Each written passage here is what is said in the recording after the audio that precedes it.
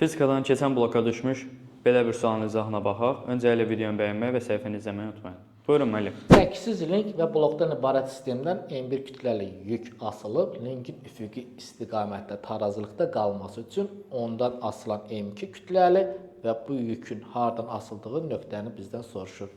Gəlin indi məsələmizə baxaq. Baxıram, şəkilə əsasən mənə bir tərpənən blok verilib. Tərpənən blokun ucuna 300 Newton qüvvə tətbiq olunubdur. Tərpənən blok qüvvədə 2 dəfə qazanc verdiyinə görə bu nöqtədə, yəni bu ipdə yaranan T gərilməni 600 Newton qeyd edirəm. Baxıram, T gərilmə yuxarı, digər 2 qüvvə isə bilirəm ki, linkdən T gərilmə qüvvəsi digər 2 qüvvələrin cəminə bərabərdir. 600 Newton, F1-in 500 Newton, yəni MG-sindən hesablayıram. F2 isə X yazıram. Fx yazdım, F2 yazdım, kifayət. F2 bərabərdir 100 Newton. Buradan M2 kütləli cismi J-yə bölsəm, yazaram 10 kiloqram. Deməli, M2 kütləli cisim 10 kiloqramdır. Keçirəm, indi linkin tarazlıq şərtinə görə bu tarazlıqda qalması üçün M2 kütləli cisim görüm hardan asılır.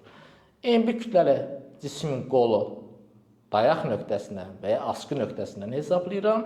M2 kütləli cismin isə tarazlıq şərtinə əsasən hardan asıldığına bir baxacaq. Ona görə birbaşa yazıram. M1 vurusun qolu 1 bölgü bərabərdir M2 vurusun qolu X bölgüdə yazıram.